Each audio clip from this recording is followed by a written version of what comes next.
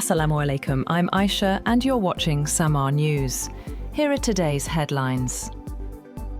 OPEC Plus has approved another increase in oil production targets from August, adding 188,000 barrels per day as crude prices remain under pressure following the gradual reopening of the Strait of Hormuz. The decision, announced after an online meeting, follows similar output increases in June and July as the producer group continues easing supply restrictions.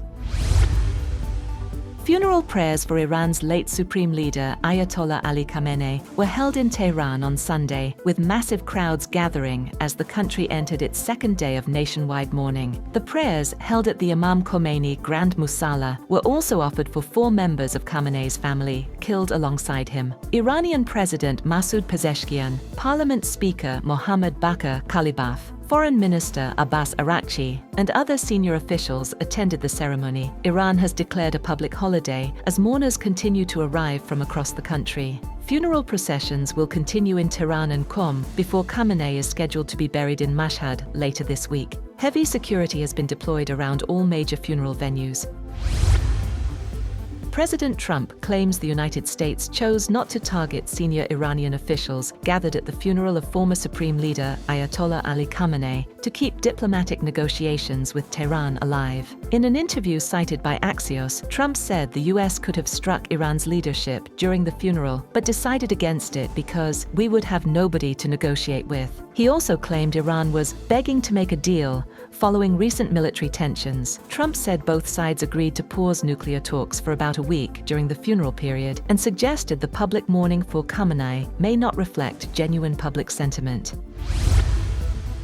US President Donald Trump has offered to help broker a political settlement to the Russia-Ukraine war during a nearly 90-minute phone call with Russian President Vladimir Putin. Kremlin aide Yuri Ushakov described the conversation as constructive and said Russia remains open to a political and diplomatic resolution. Meanwhile, Ukrainian President Volodymyr Zelensky confirmed that he also spoke with Trump, with the two discussing the situation along the front line. The diplomatic contacts come ahead of the upcoming NATO summit in Ankara. Qatar has announced the immediate resumption of all maritime activities, lifting restrictions that had temporarily suspended sailing and fishing operations. The Transport Ministry said vessel operators should continue to follow all maritime regulations and safety instructions. Commercial shipping had remained exempt from the earlier advisory, which was issued on June 29th. The move signals an easing of precautionary measures following recent regional security concerns. Severe thunderstorms and a record-breaking heat wave disrupted celebrations marking the United States' 250th independence anniversary, forcing delays, evacuations, and cancellations across several states. President Trump's address in Washington, D.C. was delayed by nearly 2 hours as approaching storms prompted a temporary evacuation of the National Mall. More than 185 million Americans were under heat alerts, with temperatures reaching 102 degrees Fahrenheit, 39 degrees Celsius, in the capital. Extreme weather led to the cancellation or adjustment of parades and fireworks in several cities. President Donald Trump marks the 250th anniversary of American independence on Saturday, paying tribute to war heroes, Medal of Honor recipients, and military veterans during a rally on the National Mall in Washington. Trump honored veterans including Colonel Paris Davis, Pearl Harbor survivor Ken Schubring, D-Day veteran Arthur Rose, and Marine veteran Don Graves, while showcasing historic American flags linked to key moments in U.S. history. He also welcomed NASA's Artemis II crew to the stage. In his address, Trump praised America's history and resilience, declaring the country had endured empires, vast kingdoms, mighty nations, and terrible tyrants. He also criticized communism, saying, "We don't want communists in our country." The event proceeded after a weather-related delay that temporarily evacuated thousands of attendees.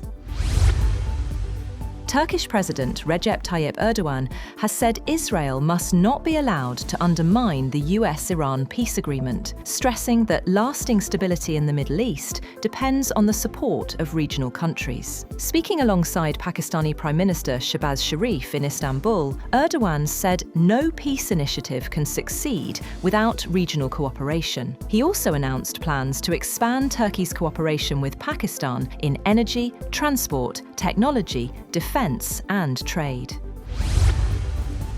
France and the United Kingdom have reached an agreement with Oman to work together on restoring safe transit through the Strait of Hormuz. According to a joint statement issued by French President Emmanuel Macron and UK Prime Minister Keir Starmer, the leaders said safe passage for ships of all nations was a matter of global concern. The statement said the three sides would coordinate efforts to support freedom of navigation and help reassure commercial shipping using the strategic waterway. Britain and France also said they were ready to deploy the wider multinational military mission to support freedom of navigation in the Strait of Hormuz.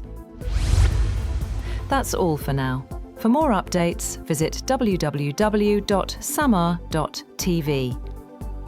Thank you for watching SAMAA News.